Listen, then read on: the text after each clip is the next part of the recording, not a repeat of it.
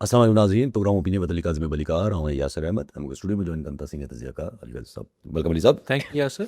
अली साहब, जरा कल्ह खां जॾहिं खां मोहसिन नक़वी साहब चई त हाणे MQM में हिकिड़ी ॼण माना साहब अची वियो, हाणे वधीक न जो बड़े वधी चढ़ी ॻाल्हाईंदा ज़ाहिर। त हाणे मोहसिन नक़वी साहब जी हिन खां पोइ तसलसुल में घणा ई माण्हू ॻाल्हाइण लॻा। ख़्वाजा आसिफ़ साहब बि चवनि था पिया, हर कोई चवे थो पियो, पर हाणे ही MQM वारा चवनि था पिया त भई सूबा ज़ाहिर ठहणु लाज़िम आहे, पर इहा सोच बि रखणु त अगरि तव्हां चओ था त सूबो जेको आहे उहो न टुटणु खपे, इहा सोच रखण बि जेका आहे उहा मुल्क दुश्मनी आहे।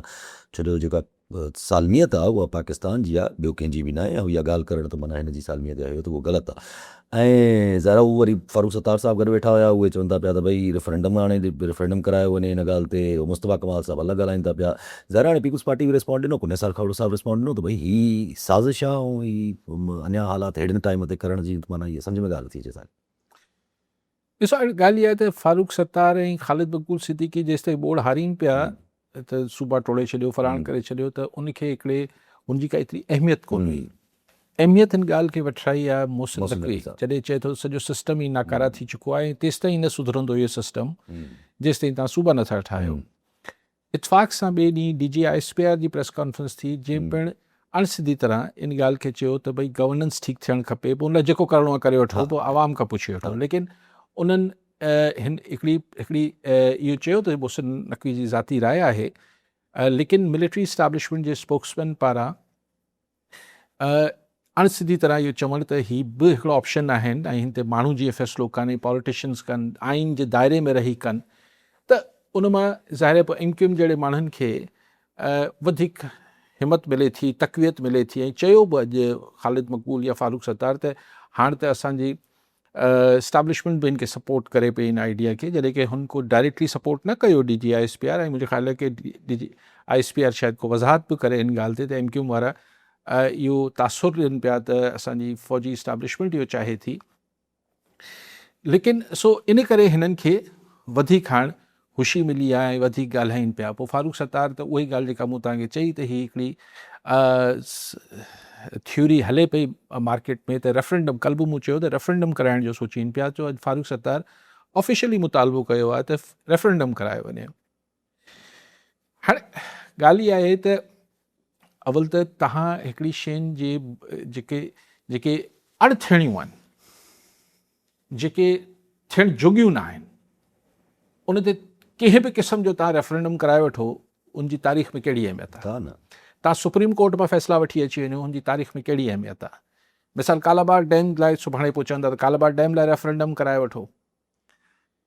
इहे जेके अणथियणियूं शयूं आहिनि, सिंध हज़ारे सालनि खां आहे। तव्हांजो को रेफरेंडम, तव्हांजी को बि मनसूबाबंदी अगरि हुनजी एकता खे, सिंध जी एकता खे ऐं सिंध जे वजूद खे नुक़सानु पहुचाइण जी ॻाल्हि करे थी, त हुनजी तारीख़ में अहमियत कहिड़ी आहे। ॿी ॻाल्हि इहा त रेफरेंडम जहिड़ी ॻाल्हियूं त मोहसिन नक़वी खे, या मोहसिन नक़वी त कयूं कोन्हनि, पर फारूक MQM खे त कंदे बि थोरी फिकाई थियणु खपे। छाकाणि त उनखे ख़बर आहे त असां वटि इलेक्शन थींदा कीअं आहिनि। हू पाण जीअं खटे आया आहिनि या जीअं खटराए विया आहिनि कराची मां, PTI जी सीटूं हुयूं जेके, सो उन्हनि खे त ज़ाहिर उनखे ख़बर आहे त रेफरेंडम मां रिज़ल्ट कीअं निकिरंदा आहिनि। ज़ियाउलक खे बि 90% माण्हुनि सदर मञी वरितो, मुशरफ खे बि मञी वरितो, त रेफरेंडम जी तारीख़ में अहमियत कहिड़ी आहे। कंहिं बि शइ जी तारीख़ में कहिड़ी अहमियत आहे।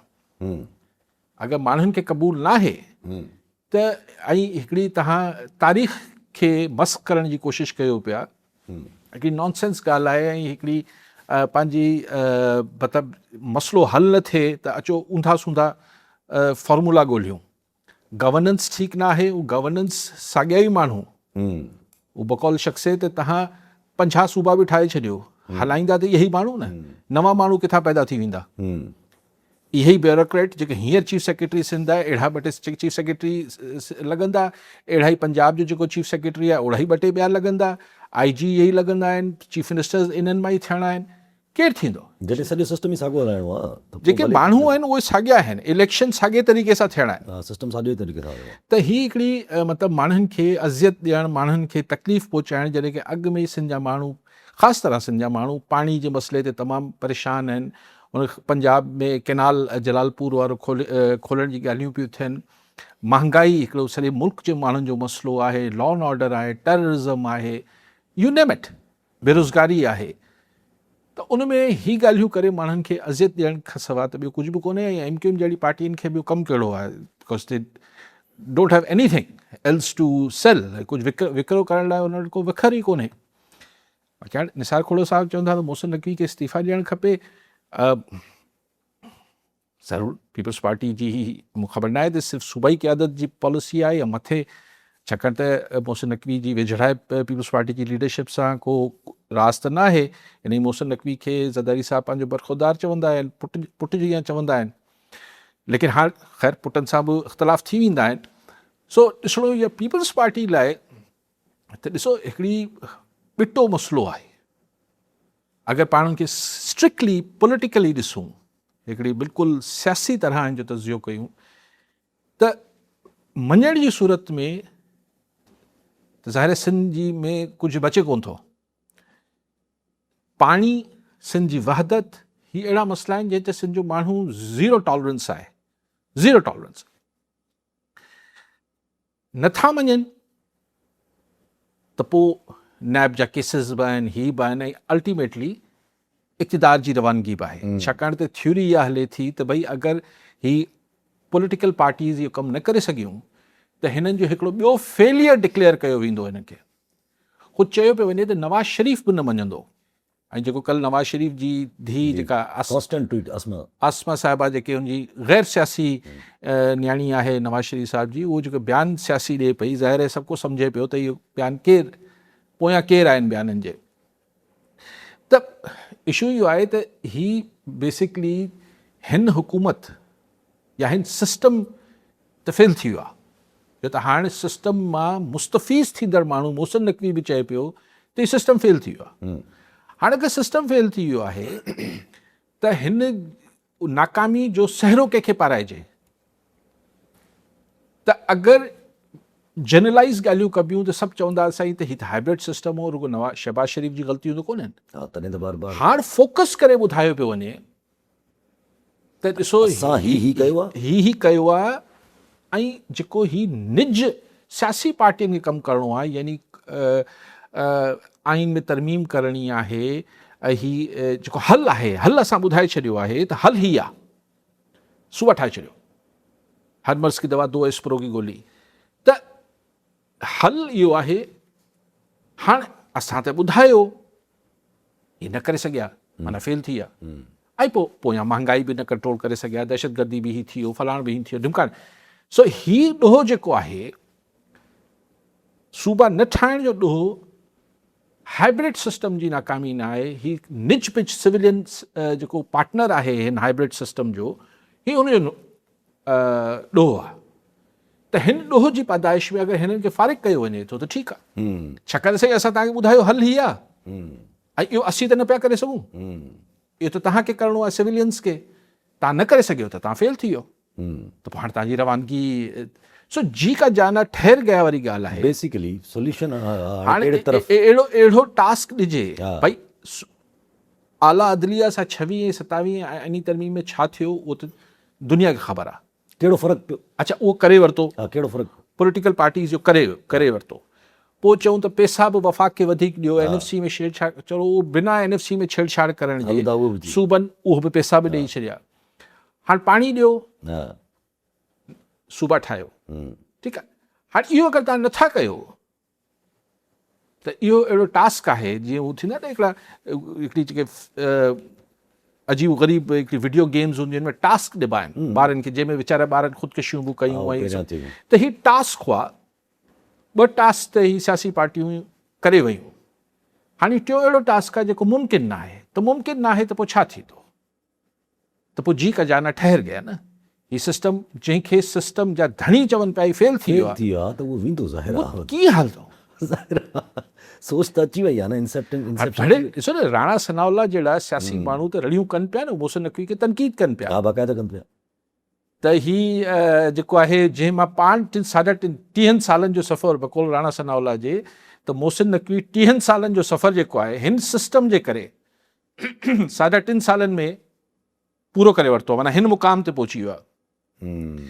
उहो ई चए पियो सिस्टम ख़राबु आहे। पर तव्हां ॾिसो त नवाज़ लीग में ख्वाजा आसिफ़ टाइप वॉइसिस बि आहिनि, आवाज़ आहिनि जेके चवनि था त न ठीकु आहे, इहो करणु खपे, इहो हाइब्रिड सिस्टम में ई थींदो।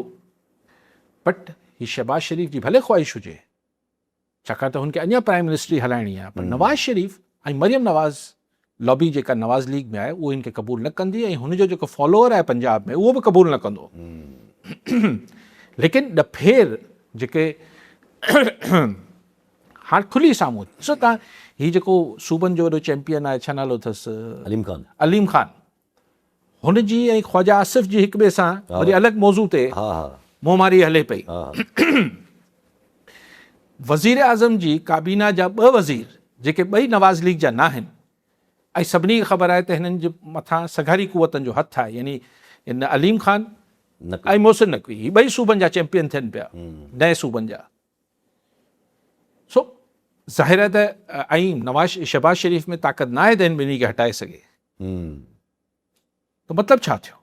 मतिलबु इहो ई थियो त जेके हिकिड़ी ॻाल्हियूं हलनि थियूं, टेक्नोक्रेट्स जी हुकूमत ऐं पोइ नेशनल गवर्नमेंट ऐं फलाण ऐं ढिमकाण, मामिलो होॾे वञे पियो। सूबा ठाहिणु हिननि जे वसी ॻाल्हि न आहे, छाकाणि त अगरि ॾिसो न, ख़ुदि जेको DGISPR चयो त आइन में रहते हुए, एडमिनिस्ट्रेटिव रीसेट आइन में रहते हुए त सूबाई असेंबलियुनि खां नए सूबे जी ठारा पास कराइणो आहे न।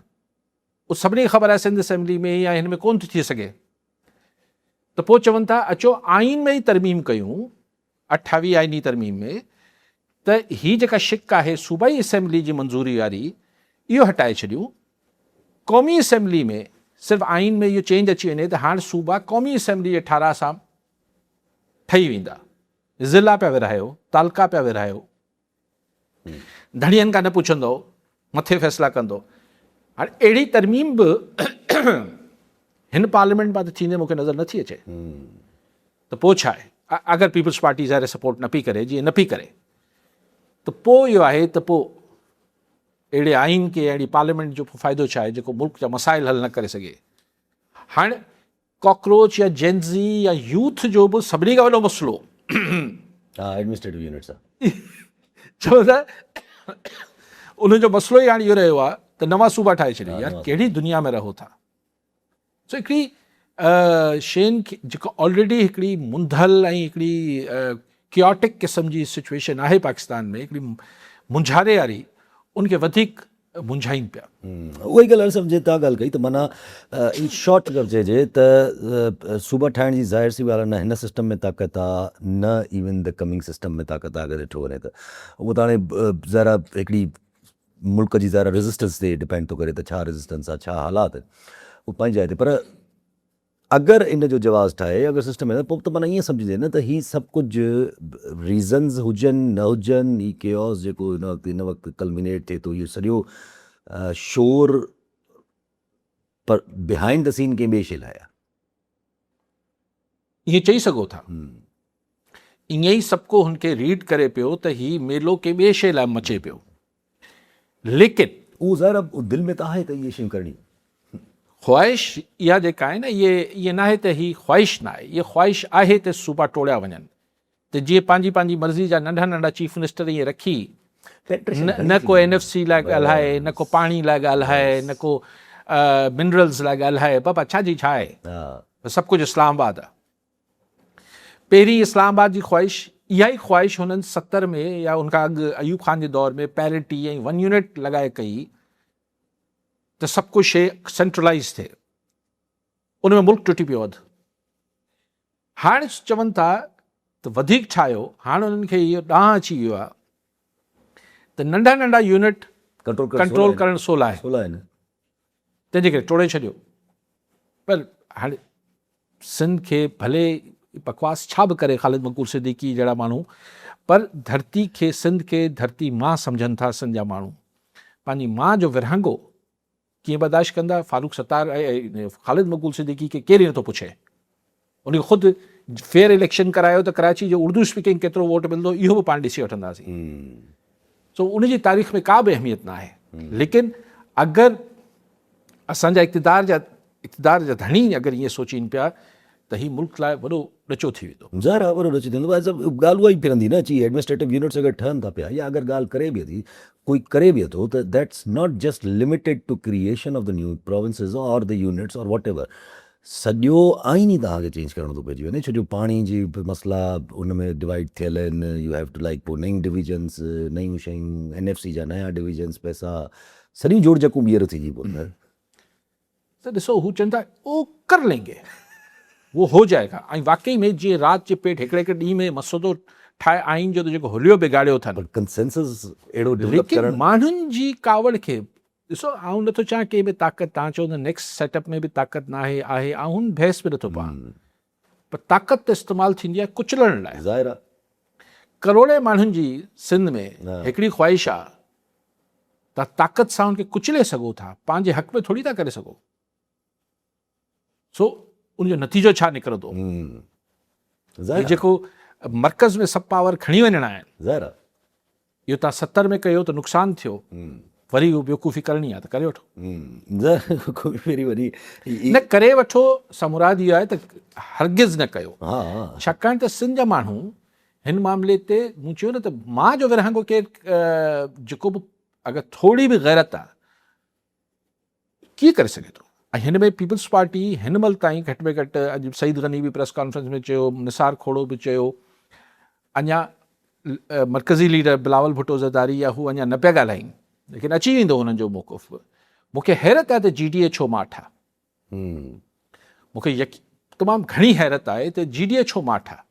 ॾिसो हिन में इहो सिंध मां इहो मैसेज त क्लियर वञणु खपे न, Nobody is agreeing on it. कि भाई ईअं न आहे त तव्हां फलाणे खे हटाए ऐं असांखे आणींदो त असीं को तव्हांजी हिन ॻाल्हि सां राज़ी थी वेंदासीं।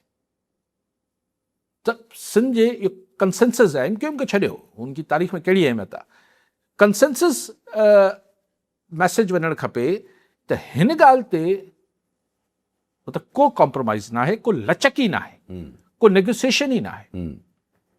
त इनमें आई थिंक GDA खे should come out clean with, मतिलबु क्लीन सां ॿुधाए शुड कम आउट, अञा ताईं को मतिलबु पीसा पगारे खे बयानु ॾियणु खपे।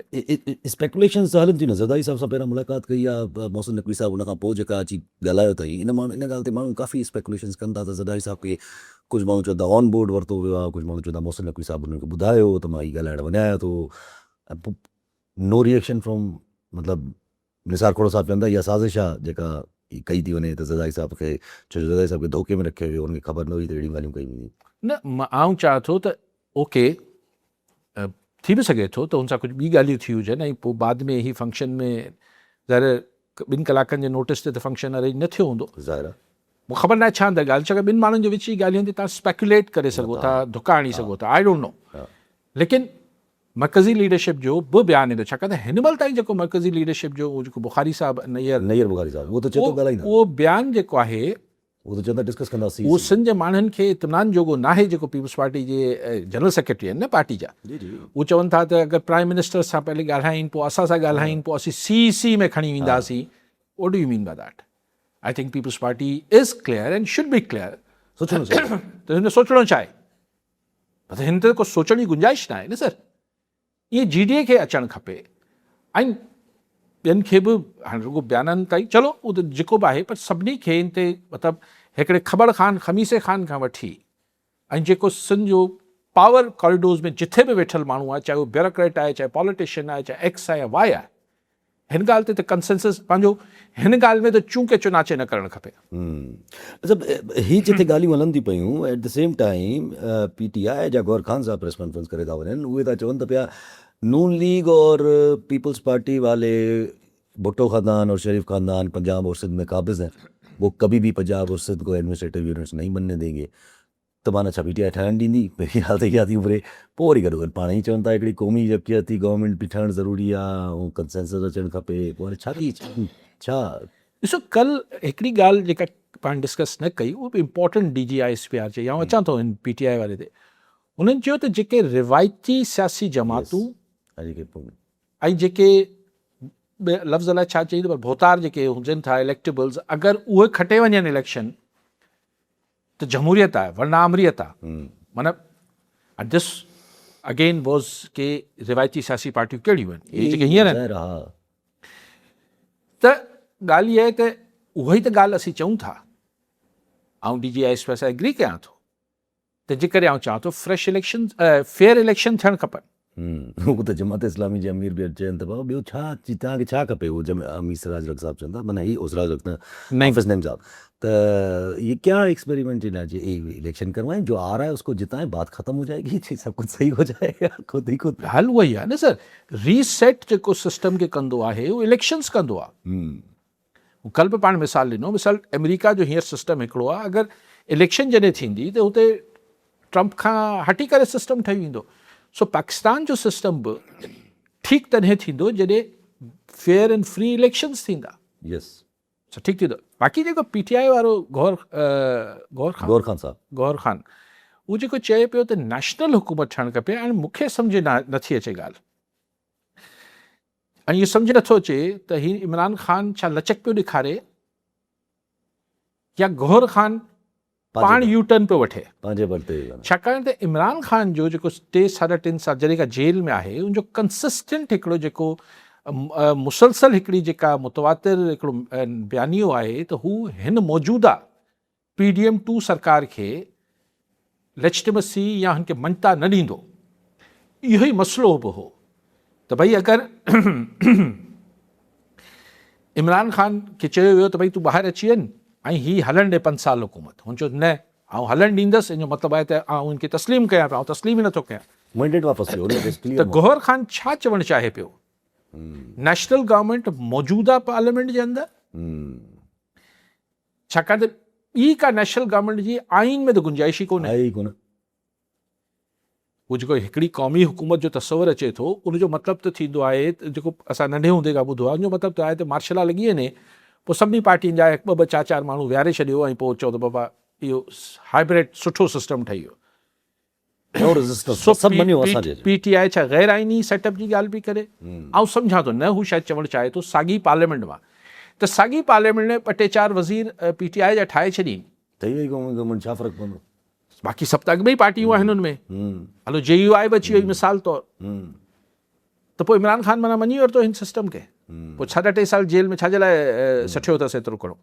सो गौहर ख़ान पंहिंजे मुंहुं को इहो नई पॉलिसी खणी आयो आहे PTI जी, मूंखे सम्झ में न आई। इहा अचकज़ई साहब त चवनि पिया, त अचकज़ई साहब त काफ़ी टाइम खां चवनि था नेशनल गवर्नमेंट। पोइ या इमरान ख़ान लचक पियो ॾेखारे, मूंखे ख़बर न आहे। पॉइंट इज़ के नेशनल गवर्नमेंट अगरि ठहे थी, अचकज़ई ॿी ॻाल्हि आहे, पर अगरि पार्टी जो चेयरमैन हींअर गौहर ख़ान आहे, ऐं गौहर ख़ान अगरि चए थो त नेशनल गवर्नमेंट, त हिन जो मतिलबु इहो आहे त जेको 2.5 साल इमरान ख़ान जो मौक़ुफ़ हो उहो त तब्दील थी वियो न, त थी वियो आहे त थी वियो आहे, पोइ उहो ॻाल्हि चिठी करे ॿुधाए न। पर पोइ छा नेशनल गवर्नमेंट करे छा ही छा टुवर्ड्स द फॉर्मूला जेको एडमिनिस्ट्रेटिव रिसर्च जो ॿुधाए वञे थो पियो, इन ते छा PTI इंडोर्स कंदी?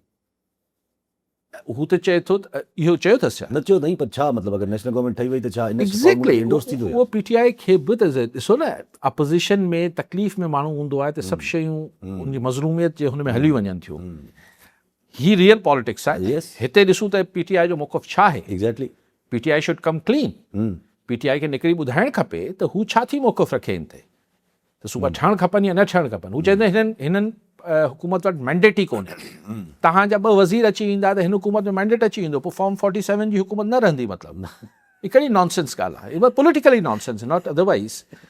यानी इहा फॉर्म 47 जी हुकूमत आहे, पर असांजो तड़को हिन में मिलाए छॾींदो। पाणी ख़राबु आहे, पर हाणे आउं फूके पाणी हुन में विझंदसि 1/2 गिलास, त उहो पाणी पाक थी वेंदो। फॉर्म 47 जी पार्लियामेंट आहे, पर असांखे अंदरि आणियो, पोइ ठीकु थी वेंदो।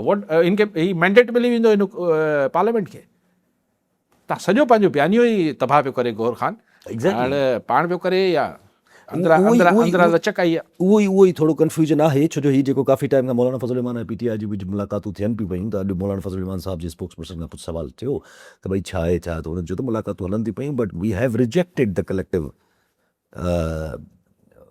एहतजाज फॉर नाउ। जेको हुननि PTI असांखे चयो हुई त को कलेक्टिव का मुहिम हलायूं, त उनखे असां फ़िलहालु असां होल्ड कयो आहे, छो जो असांखे सम्झ में नथो अचे त PTI जा हिन ते फ़ैसिला केरु थो वठे। जाइज़ ॻाल्हि आहे त गौहर ख़ान अगरि फ़ैसिला पियो करे ऐं अहिड़ा फ़ैसिला पियो करे, त वाक़ई में पोइ JUI त मुंझंदी न। ऐं अगरि JUI फ़िलहालु तहरीक में न पई वञे, त इन जो मतिलबु इहो आहे जो पाण 2 टे ॾींहंनि खां डिस्कस कयो, इन जो मतिलबु इहो आहे त मौलाना साहिब सम्झनि था त फ़िलहालु टाइम न आयो आहे ऐं ही सेटअप पंहिंजे ॿार में किरी पवंदो। मता किरी पए, यस यस, पंहिंजे ॿार में मता ने मूंखे लॻे थो त ही पंहिंजे ॿार मतिलबु छाकाणि त ॾिसी पॉइंट इज़ के हिन ते उहे हिकिड़ी चार्ज शीट ठहणु शुरू थी महीनो ॾेढ पहिरीं जॾहिं सुहेल वड़ाइच लिखियो Yes. त ही डिलीवर न पई करे सिस्टम। वफ़दा अगस्त लाइ टाइम ॾिनो, अगस्त शुरू थी आहे। सो आउं अगस्त सितंबर जी ॻाल्हियूं नथो कयां, पर आउं चाहियां थो त हाणे पहिरीं त हू हिकिड़ी जनरल ॻाल्हि हुई त भई पॉलिटिकली तव्हां स्टेबिलिटी न ॾेई सघिया आहे, शहबाज़ हुकूमत न ॾेई सघी आहे ऐं इकनॉमिकली बि स्टेबल न करे सघी आहे मुल्क। हाणे चवनि था त भई हीउ जेको तव्हांखे सलूशन ॾिनोसीं, नुस्ख़ो, क़ीमती हिकमत जो नुस्ख़ो ॾिनोसीं त सूबा टोड़े छॾियो त मुल्क ख़ुशहाल थी वेंदो, तव्हां उहो बि न करे सघियो त तव्हां कहिड़े कमु जा आहियो? यस, हूअं ई जनरली बि कमु जा ते हलो पिया थोरो इंटरनेशनली खे अचो ॾिसूं त सम्झ में ॻाल्हि थी अचे ट्रम्प इज़ एस्केलेटिंग। ट्रम्प अॼु चए थो त भई मां हमला कंदुमि ऐं मूंखे इंसाइट कयो थो वञे, मूंखे उकसायो थो वञे ईरान जे तरफ़ां, ईरान तंग थो करे माना हिकिड़े क़िस्म जो। हू चए थो मां अहिड़ा हमला कंदुमि जो ईरान हाणे पेरनि ते अची गोॾा खोड़े अची वेंदो ऐं चवंदो त मां बर्दाश्त नथो करे सघां वधीक। त ईरान बि जेको आहे जवाबी कार्रवाई में इहो ई चयो आहे त भई ठीकु आहे तो करिणो आहे जो करे वठि, पोइ नेबरिंग कंट्रीज़ खे बि वार्निंग ॾिनी अथऊं त अगरि जा तव्हां हिन सां हाणे इन्वॉल्व थियो था त पोइ असांजा बि डेडली अटैक्स तव्हांजे मथां थींदा। त नेबरिंग कंट्रीज़ फ़िलहालु त इन्वॉल्व न थिया आहिनि, फ़िलहालु त रुॻो इसराइल ऐं अमेरिका इन्वॉल्व आहिनि। पोइ इज़राइल ते थींदा। हा, इसराइल ते थींदा। सी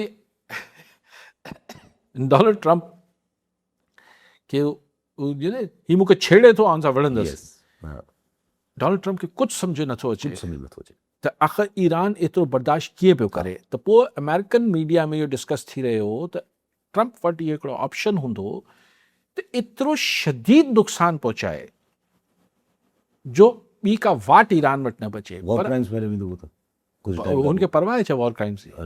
हमेशह रहंदो आहे। हाणे कांग्रेस जी चेंज थियणी त सॼी बहरहाल सो उहो त हाणे इहे जॾहिं माण्हू इक़्तिदार जी कुर्सी ते वेठल हूंदो आहे, ताक़त जे नशे में कुझु सम्झ न ईंदो आहे। त हाणे ॻाल्हि इहा आहे त अगरि ट्रम्प एतिरो घणी बरबरियत ॾेखारी त पोइ छा थींदो? अगरि ईरान उहो बरबरियत बि बर्दाश्त करे वठे पोइ त सफ़ा पोइ ground troop on ground, boots on ground खां सवाइ त रिजीम ते वञी हुते को कब्ज़ो करे ऐं पोइ ॿियो को माण्हू तेहरान में विहारे छॾे। फासी पियो पोइ त अहिड़ी प्रॉक्सीज़ में सो ही इज़ स्टक, ही फाथल आहे ट्रम्प। हिन में को वॾी का दूर अंदेशी साईं अमेरिका जे वटि वॾी थिंक टैंक आहे। कहिड़ी थिंक टैंक नज़र अचे पई? स्ट्रेट अञा ताईं मतिलबु पिया पेट्रोल जी क्राइसिस लॻी पई आहे पंहिंजी जाइ ते पई। अच्छा पर नज़र हिन में नटी ॻाल्हि कहिड़े सोल्यूशन त जेको असांखे ॿुधायो वञे थो पियो त ठीकु आहे, सूबा वूबा हे हो हर शइ त हुननि बि ॻाल्हि कई पंहिंजो निसार खोड़ साहब त तव्हां ही सूबा ठाहे करे ख़र्चो घटायो था या ख़र्चो वधायो था। इहो बि पहिरियों सुवाल त माना इहो थो घुरे छो नई employments and everything will be ज़ाहिर हिकिड़ो थींदो। ॿी ॻाल्हि अॼु इस्टेब्लिशमेंट डिवीजन जी पंहिंजी रिपोर्ट आयल आहे त भई 17,000 तूं जेके सूबनि वटि हली वयूं उन्हनि जा डिवीजन्स नाला चेंज करे डिवीजन्स अञा ताईं मौजूदु आहिनि वफ़ाक़ वटि ऐं पोइ उहे समवेयर अराउंड 43,000 समथिंग एम्प्लॉई हलाए वेठा आहिनि। ही ॾिसो, ही हाणे वफ़ाक़ी हुकूमत सूबा हिन जी हाणे हिकिड़ी चार्ज शीट ठहे पई। इहो जेका ख़बर आहे जेका तव्हां पढ़ी मूं पढ़ी त 43,000 एक्स्ट्रा एम्प्लॉइज़ डिविजनूं, मिसाल एजुकेशन सिंध जो सब्जेक्ट थी वियो, एग्रीकल्चर सूबनि जो सब्जेक्ट थी वियो, पर अञा वफ़ाक़ में उन जी डिविजनूं खोले वेठा आहिनि जो ॿीहर सरकारी मुलाज़मतूं जारी आहिनि। हेल्थ, इहे 100 दफ़ा शयूं हलियूं आहिनि पर हिन खे केरु कनि ई नथो ॾिए। पर हाणे उहो माहौल आयो जो वरी हिकिड़ो दफ़ो हुननि इहा ख़बर ॾिनी आहे। हीअ सॼो चार्ज शीट ठहे पई हिन फेडरल गवर्नमेंट जे मथां, हिन सिस्टम जे मथां, जेको हमेशह ई ठहंदी आहे त हीअ बेकार आहिनि, हीअ कुझु ई नथा डिलीवर करे सघनि, हीअ त बुनियादी शयूं ठीकु नथा करे सघनि। ऐं पोइ छा? पोइ जेको थींदो आहे असांजे मुल्क में उहो। पर हाणे सवाल त साहिबु उभरंदो न त 4 सालनि खां हार्ड स्टेट जो कॉन्सेप्ट आयो, SIFC जो कॉन्सेप्ट आयो, जुडिशरी खे सफ़ा हिकिड़ो कयो वियो, उनजो कॉन्सेप्ट आयो। Wouldn't the question be arise त भई 4 साल चांस त हिकिड़े क़िस्म जो सभिनि खे ॾिनो वियो आहे। यासिर ॻाल्हि इहा आहे त इहा ॻाल्हि त तव्हां चओ था न, असां त ॾिसो मां तव्हांखे हमेशह हिकिड़ी अंग्रेज़ी जो जुमिलो चवंदो आहियां, success has many fathers, failure is orphan. So आख़िर में ताक़तवर ऐं हीणे जे विच में जेको इतिहादु हूंदो आहे उन में जेको आख़िर में मलबो किरंदो आहे उहो हीणे जे मथां किरंदो आहे, ताक़तवर थोरी मञंदो त सो इहो अल्टीमेट फेट, यानी जेको अल्टीमेट फेट खे छा चवंदा मुक़दर या नसीब सिविलियन सरकार जो थियणो आहे। बिकॉज हा अंटिल अनलेस को इंटरनेशनल या नेशनल सिचुएशन का ॿी ठही वञे, लेकिन हथी वठाइनि पिया, इहो को गैर संजीदा ॻाल्हि न पई थिए। सिंध जे माण्हुनि खे इहो सिर्फ़ु हिन ते पंहिंजे पाण खे वधीक सेंसिटाइज़ करणु खपे। ठीकु अली साहब, वॾी महिरबानी साहब। नाज़रीन, अॼु प्रोग्राम जो पूरो थियो, वरी ईंदड़ प्रोग्राम में दौर में